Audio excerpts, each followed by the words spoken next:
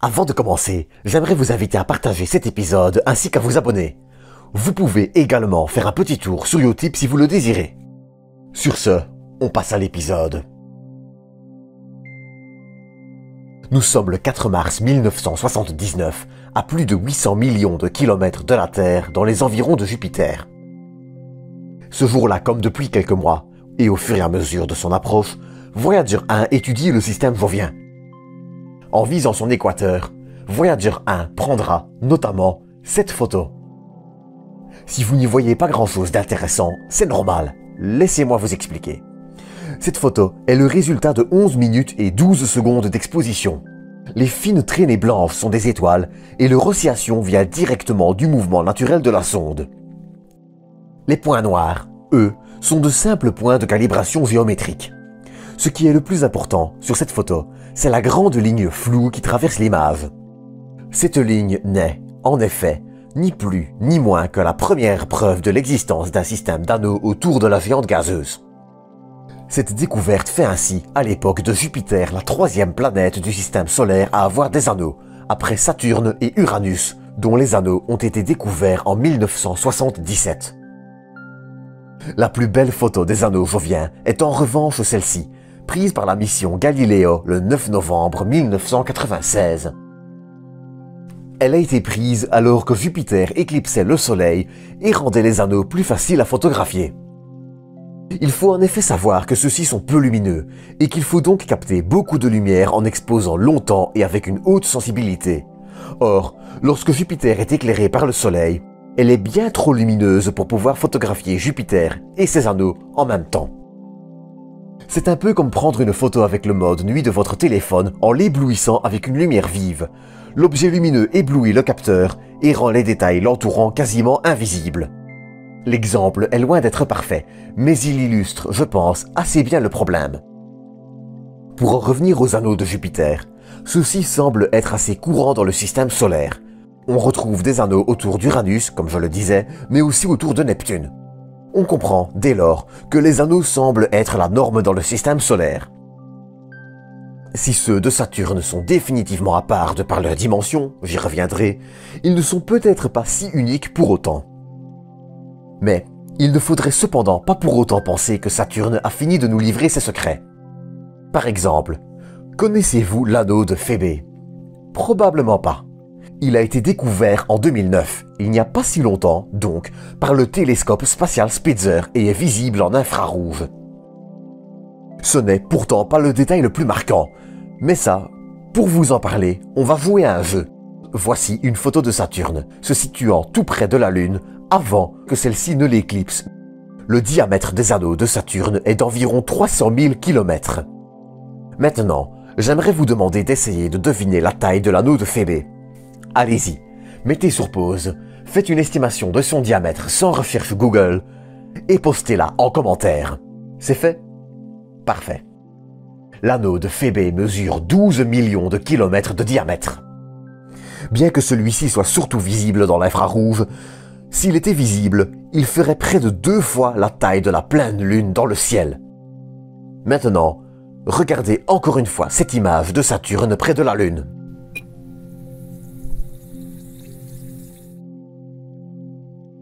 Je ne vais, cependant, pas m'attarder plus longtemps sur les anneaux de Saturne.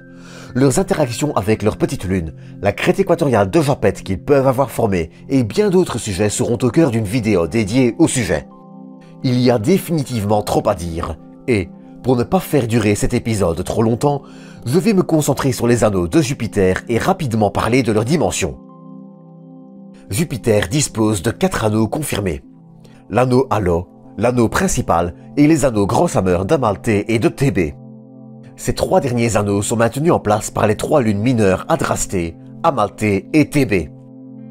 Ils se trouvent tous les 4 à une altitude comprise entre 90 000 et 226 000 km au-dessus de Jupiter. Vous vous demandez peut-être pourquoi suis-je en train de parler d'anneaux du système solaire dans une vidéo qui parle d'exoplanètes, et vous avez raison.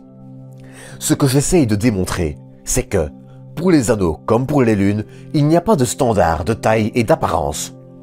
Si les anneaux de Jupiter sont épais de 30 à 2500 km, En fonction des anneaux et des estimations, ceux de Saturne tournent autour des 1 à 15 mètres, et les reliefs causés par les lunes peuvent atteindre 3 km. Cela laisse ainsi penser qu'il n'y a pas qu'un seul mécanisme de formation qui mène à l'apparition d'un anneau. Les anneaux de Jupiter et l'anneau de Phébé, par exemple, semblent s'être formés par des impacts de météorites sur les lunes qui en sont proches.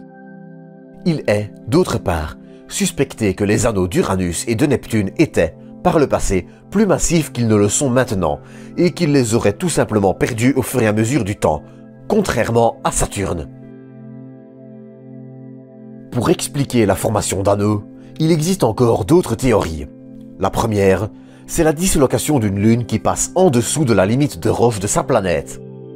Pour ceux qui se demandent ce qu'est une limite de Roche, c'est tout simplement la limite à partir de laquelle, si une lune se rapproche, l'effet de marée de la planète va la fracturer et l'anéantir.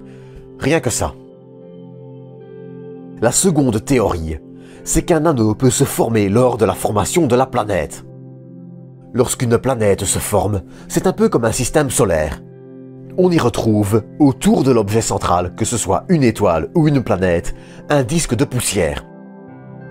Si ce disque n'a pas le temps de s'agréger en astéroïde ou en petite lune, et est maintenu par l'attraction de lune, alors cet anneau peut durer facilement.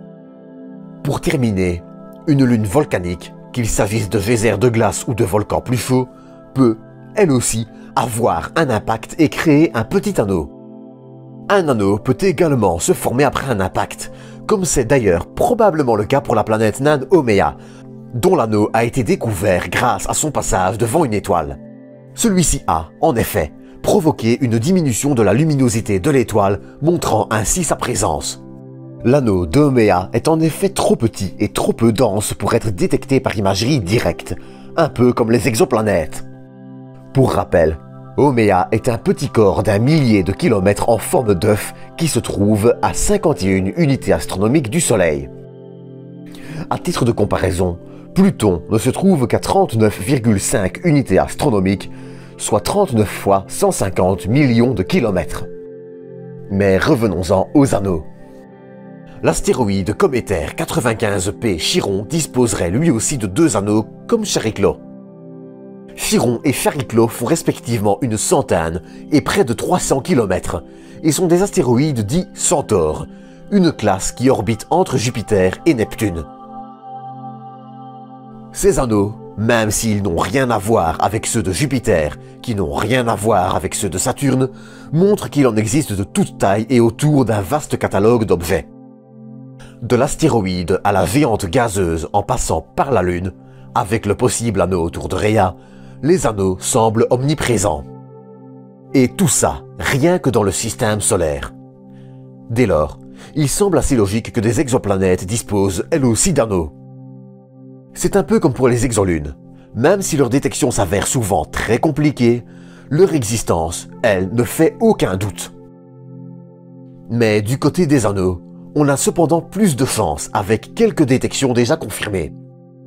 Par exemple, il y a la planète J1407b, située à 430 années-lumière d'ici, autour de l'étoile 1 SWASP J1407 47.93-3945-42.6.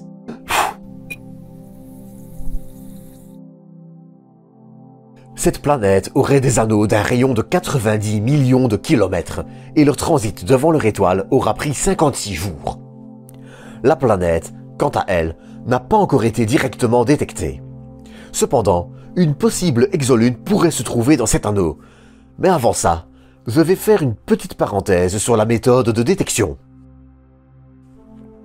L'anneau a été détecté grâce à la méthode dite des transits, qui consiste à observer la baisse de luminosité d'une étoile lorsqu'un objet passe devant elle, généralement une planète. Or, dans le cas de cet anneau, un vide de près de 4 millions de kilomètres semble séparer 2 parties de l'anneau, ce qui laisse penser qu'il pourrait, je dis bien pourrait, s'y cacher une lune.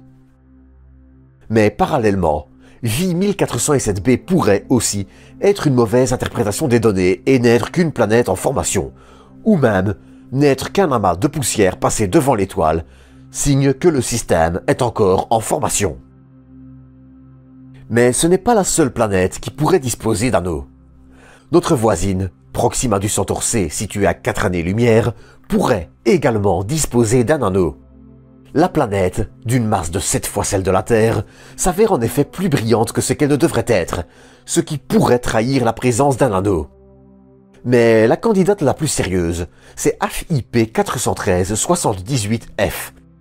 Une planète qui pourrait, d'ailleurs, disposer d'une exolune habitable étant donné que la planète, d'une dizaine de rayons terrestres, anneaux compris, se situe dans la zone habitable de son étoile.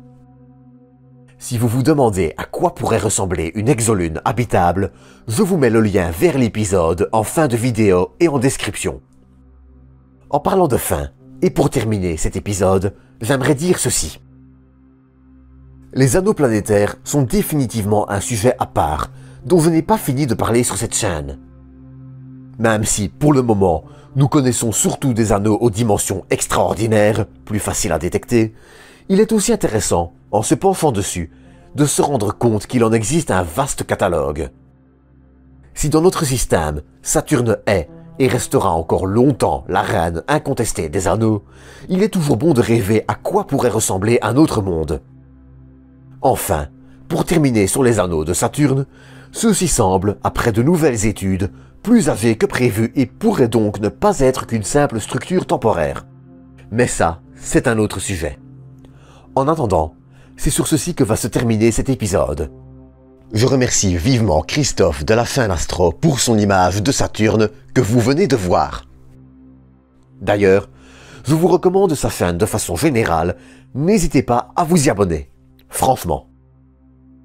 J'espère que vous aurez apprécié cet épisode et je vous donne rendez-vous la semaine prochaine pour une nouvelle vidéo. D'ici là, prenez soin de vous, prenez soin des autres et à bientôt pour une nouvelle dose d'espace.